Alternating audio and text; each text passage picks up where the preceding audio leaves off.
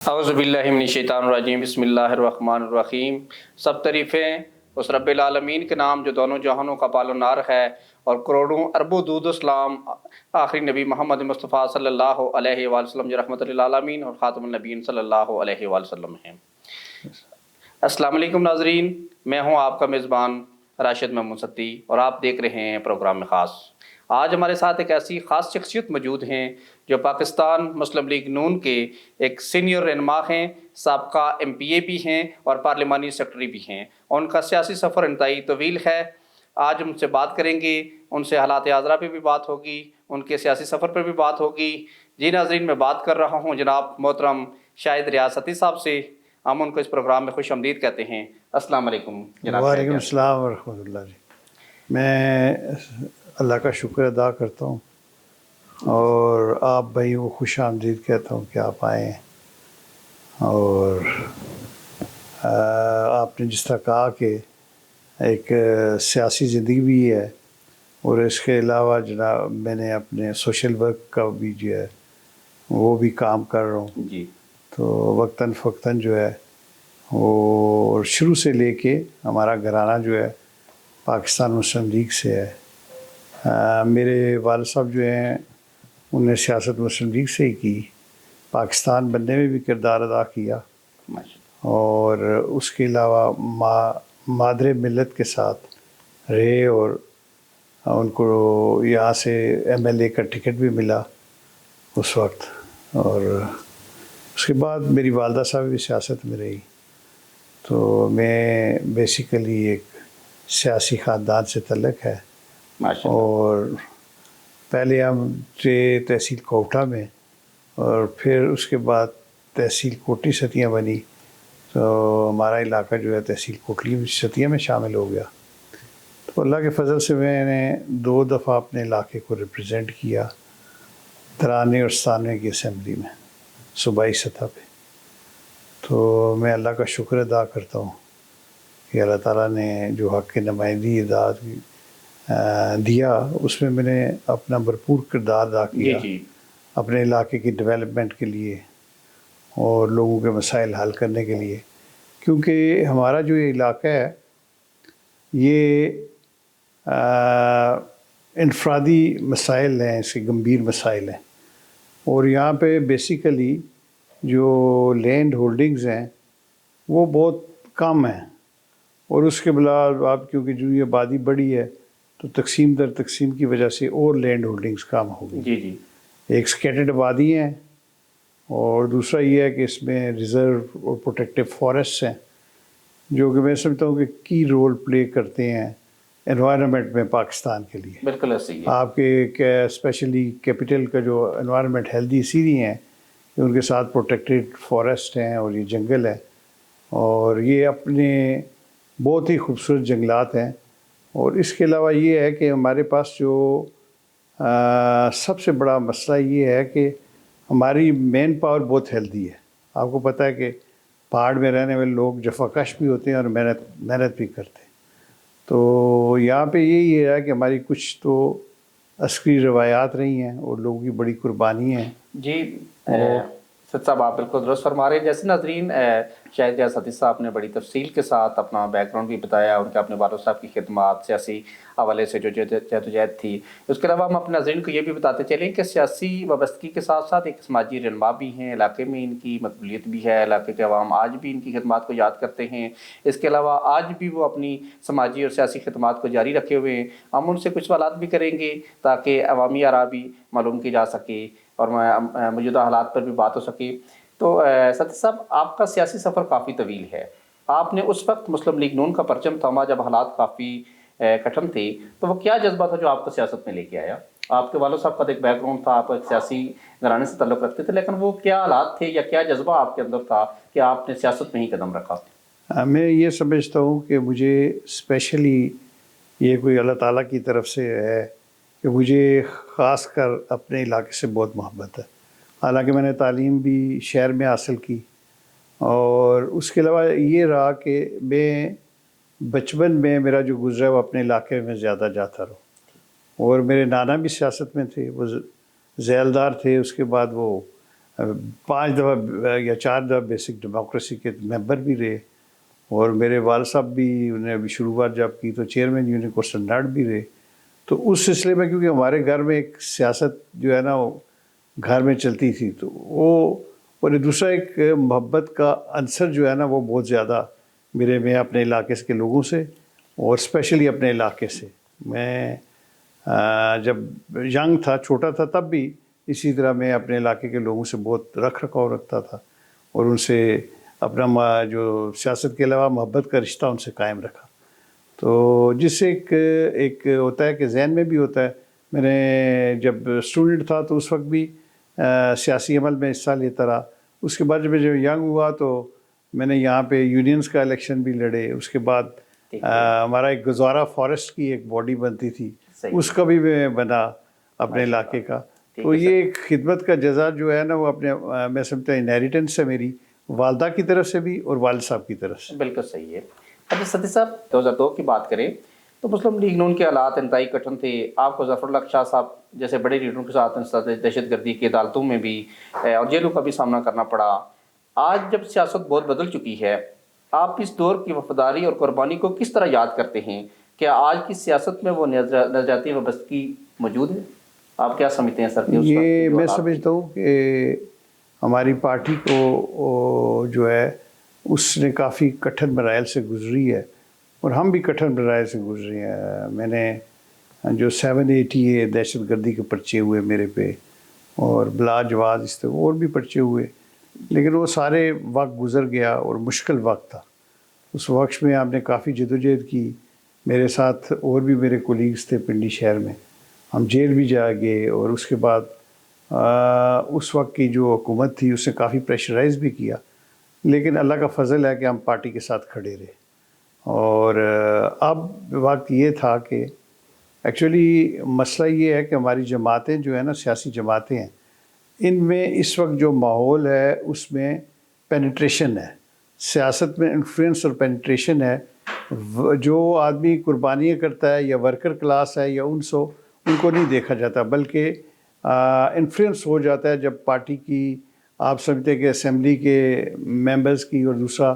جب ٹکٹس وغیرہ ایشو ہوتے ہیں تو وہ اپنے ان کے تعلقات کی بنا پر جو وہ زیادہ ویٹیج دیا جاتا ہے. تو یہ سلسلہ جو ہے اس سے with the passage of time اگر تواتر سے الیکشنیں ہوتی رہیں اور مداخلت کم ہو تو یہ سلسلہ جو آہستہ آہستہ کام ہو جائے گا. لیکن میں سمجھتا ہوں کہ ایک مرحلہ تھا، اس پہ گزرے ہیں ہم. اب یہ ہے کہ پولیٹیکل سسٹم جو جمہوری سسٹم ہے وہ چل رہا ہے، تو ہمارے ملک کی مضبوطی کے لیے جمہوری سسٹم کو چلنا چاہیے، چاہے جیسا بھی ہے، لیکن چلنا چاہیے. اس میں اب یہ ہے کہ آنے والے وقت میں جو وقت ہے with the passage of time ایک دن ریئلائزیشن ہوتی ہے کہ کس آدمی کی کتنی کنٹریبیوشن ہے، علاقے میں کتنی کنٹریبیوشن ہے. ہونا تو یہ چاہیے کہ جو گراس روٹ کے لوگ ہوتے ہیں وہ ان کو سیاست میں موقع دینا چاہیے. لیکن آپ جنرلی دیکھیں، میں اپنی جماعت کی بات نہیں کرتا، دوسری جماعتوں میں بھی یاد دیکھیں، جو کہ لوگ ہوتے ہیں نا اپنا انفلوئنس رکھتے ہیں اور وہ ایک جماعت سے دوسری جماعت پہ اپنا انفلوئنس قائم کر لیتے ہیں، یہ تو وہ وقتی طور پہ فائدہ اٹھا لیتے ہیں. تو اس میں یہ سمجھیں کہ ایک اس میں ہمارا میں سمجھتا ہوں کہ جس علاقے سے میرا تعلق ہے، ہماری انتہائی پسماندہ علاقہ ہے، اور ہماری جو یہ بیلٹ ہے جس کو آج کل لوگ ریئلائز بھی کر رہے ہیں، لوور بیلٹ آپ کے لیں، اور اس سب اپنی نمائندگی کے لیے ہر آدمی بات کرتا ہے. تو کچھ جماعتوں نے حق نمائندگی دی اور کچھ نے اگر نہیں دی تو ان کو بھی ریئلائزیشن ہونی چاہیے کہ آئندہ کے لیے وہ جو ہے نا ان کو نمائندگی کا حق دیں. اچھا صاحب، آپ نے بھی جو اپنے اس سیشن میں ہمیں بتایا کہ یہ سسٹم کو چلنا چاہیے، اس کے لیے قربانیاں بھی دینی پڑتی ہیں تاکہ جمہوریت قائم رہے. تو کیا آپ سمجھتے ہیں کہ پاکستان مسلم لیگ نون اور پاکستان پیپل پارٹی کے درمیان جو اتحاد قائم ہوا ہے اس سے پاکستان مسلم لیگ نون کی مقبولیت میں کوئی فرق پڑا ہے؟ اور بالخصوص ہم اگر علاقے کی بات کریں تو آلریڈی آپ کا مقابلہ جو تھا وہ سب پاکستان پیپل پارٹی سے تھا، ٹھیک ہے، جیسے آج کل پی ٹی آئی بھی موجود ہے. تو کیا سمجھتے ہیں کہ آج کی جو نوجوان ہیں یا آج کے آپ کے پاکستان مسلم لیگ نون کے جو ورکر تھے ان کو اس سے کوئی فرق پڑا ہے یا اس اتحاد سے؟ ایکچولی یہ ایک چیز یہ ہے کہ ہمارے علاقے میں ہمیشہ جو مسلم لیگ کا ووٹر سپورٹر زیادہ رہا ہے. اگر کہیں کوئی کسی دفعہ کسی وقت میں اگر سیٹ بیک ہوا ہے مسلم لیگ کو تو اپنی غلطیوں کی وجہ سے ہوا ہے، لیکن جو ورکر ہے زیادہ مسلم لیگ کر رہا ہے آج بھی ورکر، اور آپ دیکھیں سپورٹ جو ہے وہ مسلم لیگ نون کی زیادہ ہے ہمارے علاقے میں۔ اس کی بنیادی وجہ ہے کہ مسلم لیگ کے ادوار میں زیادہ تر کام ہوئے ہیں۔ اگر آپ دیکھیں تو جتنے کام زیادہ تر ہوئے ہیں، ہیلتھ کے شعبے میں دیکھیں، سڑکوں کے شعبے میں دیکھیں، سکولز کے میں دیکھیں، واٹر سپلائز وغیرہ کا دیکھیں، تو یہ اور ترقی کا جو عمل جاری ساری کیا مسلم لیگ نون نے کیا۔ تو ہمارے لوگ جو ہیں وہ نظریاتی ہیں اور مسلم لیگ نون کے ساتھ منسلک ہیں، اور ہمارا ورکر جو ہے وہ بڑا میں سمجھتا ہوں باشعور ورکر ہے۔ اور میں ایک چیز اور دیکھتا ہوں کہ ہمارے ورکر اور باقی علاقوں کے ورکر میں فرق ہے۔ ہمارا ورکر جو ہے وہ ڈیولپمنٹ اورینٹیڈ ہے، وہ کہتا ہے اسکول ہونا چاہیے، وہ کہتا ہے پانی ہونا چاہیے، وہ کہتا ہے سڑک ہونا چاہیے، وہ تھانہ کچہری کی سیاست نہیں کرتے اور اس کو پسند بھی نہیں کرتے۔ پاکستان مسلم لیگ نون کے کریڈٹ میں یہ بھی جاتا ہے کہ تشہیر کوٹلی ستیاں پاکستان مسلم لیگ نون نے کی حکومت میں ہی بنی، اور اس میں بڑا کردار کرنل یمین صاحب کا، ظفر اللہ صاحب کا، شہید صاحب کا، ٹھیک ہے، اور باقی جو اس وقت سیاسی لیڈران موجود تھے ان کا کردار بڑا واضح تھا اس میں، اور اس میں تشہیر بنی تشہیر کوٹلی ستیاں جو آج ایک ضلع مری کا ایک حصہ ہے۔ اچھا سر، میں اسی سے ریلیٹڈ آپ سے سوال کرنا چاہتا ہوں کہ 1990 میں میاں محمد نواز شریف صاحب ستیاں تشریف لائے اور انہوں نے وہاں پہ بطور وزیر اعلیٰ اسٹیڈیم بننے کا اعلان کیا۔ اس کے بعد بطور وزیر اعظم انہوں نے گھر گھر گیس پہنچانے کا وعدہ کیا، ٹھیک ہے، تو ابھی تک اسٹیڈیم کا بھی کام کمپلیٹ نہیں ہو سکا، گھر گھر گیس نہیں پہنچ سکی، جبکہ مری میں گیس لگ چکی ہے۔ ہمارے علاقے میں ابھی تک گیس کی سہولیات نہیں ہے، اور بالخصوص اس موسم سرما میں آپ کو تو مشکلات میں اضافہ ہو جاتا ہے۔ تو آپ کیا سمجھتے ہیں کہ یہ لیڈران کا قصور ہے یا عوام کا ہے، یا کس کی غلطی کی وجہ سے یہ پروجیکٹ پائے تکمیل تک نہیں پہنچ سکتے؟ سر آپ بجا کہتے ہیں کہ بہت سے کام ہوئے ہیں اور بہت سے کام باقی رہتے ہیں، اور کیونکہ ہم اگر چاہتے ہیں کہ ہمارے جنگلات پروٹیکٹ ہوں، اور جو اس وقت جو ہماری گورنمنٹ ہے اس کا بھی یہ پرائرٹی ہے کہ جنگلات کی پروٹیکشن ہونی چاہیے، تو اس سلسلے میں جو گیس ہے اس علاقے کی بڑی میں سمجھتا ہوں کہ اس کا امپورٹنس ہے، اور گیس اس علاقے کو ملنی چاہیے اور جلد از ملنی چاہیے پرائرٹی پہ، کیونکہ جس طرح میں نے پہلے کہا کہ پوری دنیا میں مسئلہ ہے اس کا انوائرمنٹ کا۔ تو انوائرمنٹ کو اگر آپ ہیلدی رکھنا چاہتے ہیں، اور ساتھ میں یہ جو میدانی علاقے ہیں، شہر ہیں، ان کو بھی انوائرمنٹ ہیلدی رکھنا چاہتے ہیں، تو ہمارے فارسٹ کو پروٹیکشن اور ہمیں ایک ایکسٹرا امپورٹنس دینی چاہیے،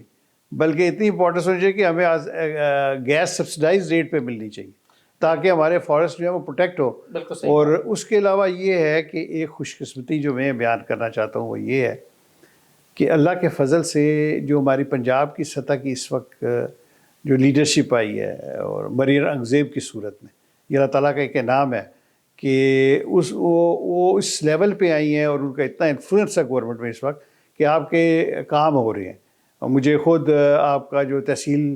کا اس وقت جو ہاسپٹل ہے اس کا یہ بھی کریڈٹ جو ہے وہ مجھے ان کے بھائی نے حسن نے بتایا کہ میں فائل لے کے گیا اور مریم نے کروا کے دیا۔ اسی طرح آپ کے مین جتنے پروجیکٹس ہیں ٹورزم کا یا دوسرا، یہ سب مریم ہیلپ کر رہی ہے آپ کے ایم این اے اور ایم پی اے دونوں کو، وہ بھی کوشش کاوش کرتے ہیں، جس طرح مریم نے جلسے میں کہا کہ یہ آتے ہیں ہمیں کام کے لیے کہتے ہیں، لیکن آگے کام جو ہو رہے ہیں وہ بیسیکلی وہ مریم کا ایک بہت بڑا انفلوئنس ہے گورنمنٹ میں، جس کی وجہ سے یہ کام آپ کے جو ہے نا جلدی سے ہو رہے ہیں، اور یہ اللہ تعالیٰ کا شکر اور احسان ہے۔ مجھے امید ہے کہ انشاءاللہ یہ جو ٹیم ورک ہو رہا ہے، جس طرح ایم این اے اور ایم پی اے مریم انگزیب سے سپورٹ لے رہے ہیں، تو اگر اس طرح سپورٹ ملتی رہے تو بے شمار کام ہونے چاہیے۔ جی سر صاحب، آپ درست کر رہے ہیں، ترقیاتی حوالے سے کرم کہیں تو مطلب لیگ نون کے دور میں پہلے بھی کام ہوئے ہیں اور موجودہ دور حکومت میں بھی کام ہو رہے ہیں۔ اچھا، اگر ہم ترقیاتی منصوبوں کے علاوہ اگر ہم بات کریں تو ہماری جو تحصیل ہے، آپ اور ہماری ایک ہی تحصیل ہے، اور وہاں آج بھی کچھ بنیادی سہولیات کی کمی ہے۔ اگر ہم پسماندگی کی بات کریں تو تعلیم کی بھی بات کریں تو لوگ، آپ کو پتہ ہے کہ لوئر بیلٹ سے ہمارے علاقے سے ہجرت کر کے، ہم ہجرت اس کو کہہ سکتے ہیں کہ راولپنڈی اسلام آباد اس لیے منتقل ہو جاتے ہیں کہ بچوں کو اچھی تعلیم دلوا سکیں۔ تو پچھلے دنوں میں آپ کی علم میں ہے کہ کچھ اسکول آؤٹ سورس ہوئے ہیں، کچھ کالج بھی آؤٹ سورس ہونے کا اعلان ہوا ہے، تو اس میں اسپورٹ ستیاں کے بھی کالج اور اسکول شامل ہیں۔ تو آپ ایز ایک لیڈر، ایک عوامی لیڈر، ایک نمائندہ ہونے اور سماجی رہنما ہونے کی حیثیت سے آپ کیا کہنا چاہیں گے اس کے بارے میں کہ ہمیں اسپیشل کوئی وہاں پہ ایسے چیزیں مہیا کرنی چاہیے تھی تاکہ تعلیم کا سلسلہ وہاں پہ رکے نہ؟ یہ جو آؤٹ سورس کے بارے میں سکولز کا آپ کہتے ہیں، تو اس بارے میں ہمارے جو سٹنگ ایم پی اے ہیں انہوں نے بڑا مفصل پچھلے دنوں میں جواب دیا ہے کہ بہت کم سکول ہیں جو ہم آؤٹ سورس کریں گے، اور کوشش یہ ہے کہ جو آؤٹ سورس اسکولز ہیں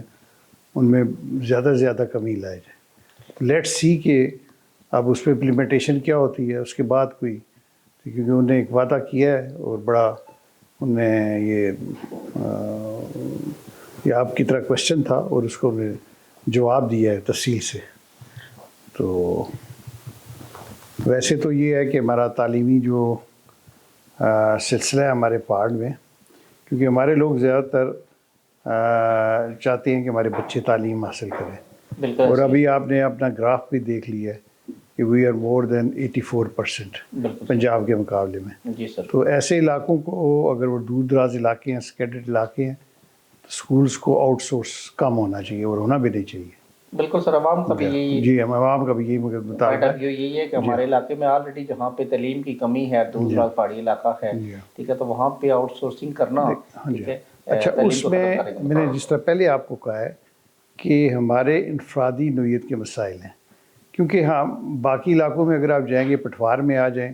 تو لوگوں کے گھر کی اجناس ہو جاتی. ہمارے پہاڑ میں لینڈ ہولڈرز اتنی کم ہیں, اور دوسرا ہمیں ایک پرابلم آیا ہوا ہے, اس کی وجہ سے بھی جن کے پاس تھوڑی بہت زمین ہے وہاں پہ کچھ وہ فصلیں کاشت نہیں کر سکتے. بالکل صحیح. جن میں تو اس وجہ سے اب ہم نے بچوں کو تعلیم دینی ہے, اور انہیں آگے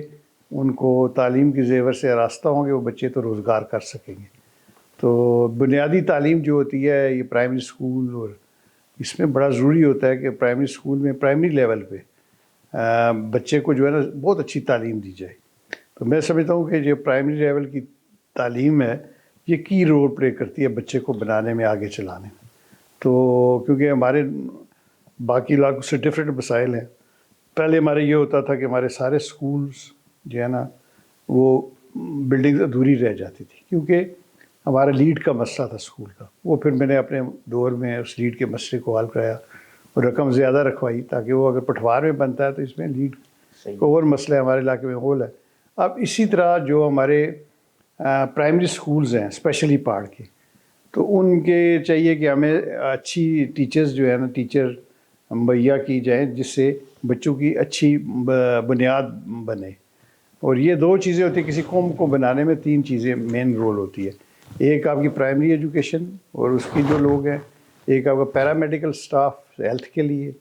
اور تیسرا لا انفورسمنٹ کے لیے پولیس گراس روٹ میں اچھی ہونی چاہیے. تو ہمیں اس علاقے میں اچھے ٹیچرز چاہیے, اور اگر مقام باہر کے ٹیچرز جو ہے نا کوئی دور دراز علاقے آ کے یہاں سلسلہ جو ہے نا تعلیم کا آگے نہیں بڑھا سکتے, تو ہمیں یہاں کے مقامی ٹیچرز جو ہے نا ان کو پرائرٹی دینی چاہیے. اور ان کی دوسرا یہ ہے کہ ان کا پے اسکیل بھی باقی علاقوں سے زیادہ ہونا چاہیے, کیونکہ یہاں پہ مسئلے ہیں, مسائل ہیں. جی سر صاحب, آپ نے درست فرمایا, کیونکہ بحیثیت پاکستانی شہری آئین کا آرٹیکل 25A جو ہے وہ بنیادی تعلیم جو ہے وہ 16 سال کی عمر تک گورنمنٹ نے مہیا کرنے کی یقین دہانی کروائی ہوئی ہے. تو تعلیم کے معاملے پہ تو کوئی کمپرومائز ہونا بھی نہیں چاہیے. جیسے حکومت کی بڑی اچھی پالیسیاں بھی ہیں, ٹھیک ہے, اسکالرشپ بھی دے رہی ہیں, لیپ ٹاپ اسکیم بھی دے رہی ہیں, باقی چیزیں بھی دے رہی ہیں, لیکن اسپیشلی ہم اپنے علاقے کی ہم بات کریں, جیسے سر آپ نے بڑے اچھے طریقے سے اس کو ایڈریس کیا. اگر علاقے کی بات کرتے ہیں تو وہاں پہ پسماندگی, جیسے میں نے پہلے اپنے انٹرو میں بھی کہا, اور وہ پسماندہ علاقہ ہے, جبکہ ہمارا جو کیپٹل ہے اس کے بالکل قریب ہے, اور وہاں کے مسائل اپنے ہیں جو باقی جگہوں پہ وہ مسائل نہیں ہیں. تو آپ نے بڑا اچھے طریقے سے ایڈریس کیا. سر میں ایک بطور صحافی بھی اور ایک آپ سے سوال سر کرنا چاہتا ہوں کہ جو مقامی صحافت ہے اس کی ترقی کے لیے پاکستان مسلم لیگ نون کی کیا ویژن ہے, اور اس سلسلے میں کوٹچتیا میں کیا اقدامات کیے گئے؟ کیا سر یہ ہم بدقسمتی نہیں کہہ سکیں گے, اس میں ہم صحافیوں کا بھی تو جو ہمارے اینڈ پہ بھی جو مسئلے مسائل ہیں, ہمارے اینڈ پہ جو پرابلمس ہیں وہ سر بالکل میں ان کو آن دی ریکارڈ سر ایڈریس کرتا ہوں, اور وہ کہتا ہوں کہ ہماری سائڈ پہ کوتاہیاں غلطیاں کمیاں ہوں گی, لیکن وہاں پر پاکستان مسلم لیگ نون کو سب سے زیادہ نمائندگی ملی ہے, پاکستان پیپل پارٹی کو بھی نمائندگی ملی ہے, اور سر اس کے علاوہ پی ٹی آئی بھی وہاں پہ حکومت میں رہی ہے. تو وہاں پر مقامی صحافت کی ترقی اور ترویج کے لیے کسی نے کوئی اقدامات زیادہ نہیں کیے.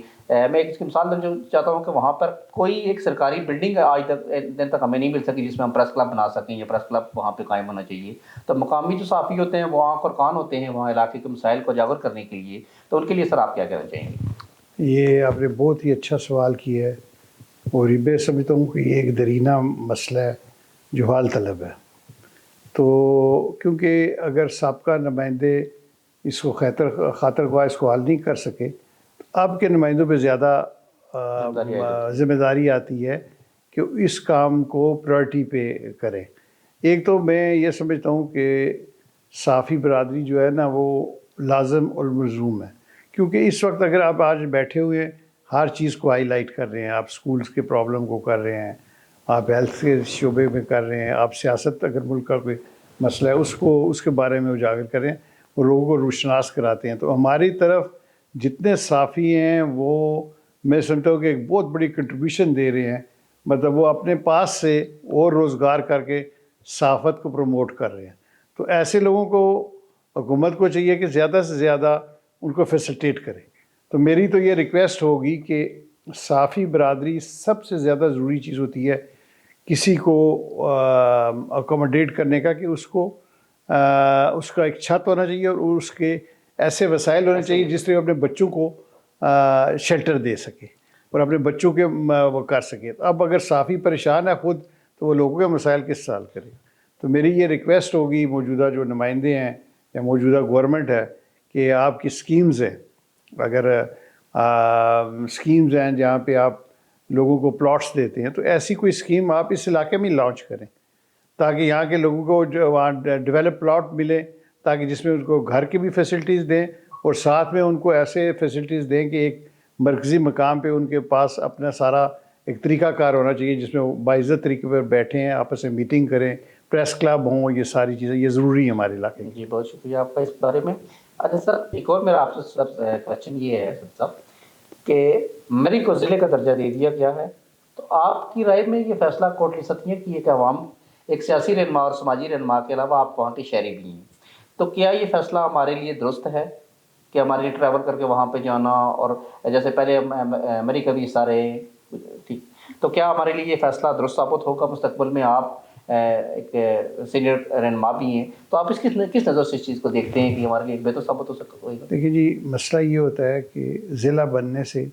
آپ کے کافی فنڈز آ جاتے ہیں.